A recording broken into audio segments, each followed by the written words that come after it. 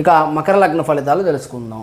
ముఖ్యంగా వ్యాపారస్తులకు right investments చేయడానికి ఇది మంచి సమయంగా మనం చెప్పుకోవచ్చు. అలానే లాభాలు బాగా రావడానికి కూడా ఇది మంచి సమయంగా మనం చెప్పుకోవచ్చు. ఇక మే 18వ తేదీ నుంచి గురువు కూడా వ్యయభావాన్ని చూడడం వల్ల ఇన్వెస్ట్మెంట్స్ చేసుకోవడానికి ఈ సమయానికి ప్రాధాన్యత అన్నది ఎక్కువగా ఇవ్వడం మంచిది. అలానే కుటుంబంలో అన్యోన్యత లోపం అనేది కనిపించడానికి అవకాశం కనిపిస్తుంది. దానితో పాటు ఉద్యోగస్తులకు బదిలీలు కానివ్వండి, ఒత్తిడి అన్నది ఎక్కువగా పెరగడానికి అవకాశం కనిపిస్తుంది. అలానే ముఖ్యంగా ఈ సమయంలో ఆరోగ్యం పట్ల శ్రద్ధ అన్నది ఎక్కువగా తీసుకోవాల్సిన సమయంగా మనం చెప్పుకోవచ్చు. ఇక అక్టోబర్ 18వ తేదీ నుంచి ఎవరైతే వివాహ ప్రయత్నాలు చేస్తున్నారో వారికి ప్రతికూల పరిస్థితులు కనిపిస్తున్నాయి. అలానే ఎవరైతే ఈ ఇన్వెస్ట్మెంట్స్ చేస్తున్నారో వారికి కూడా ఎక్కువగా ప్రతికూల పరిస్థితులే కనిపిస్తూ ఉన్నాయి.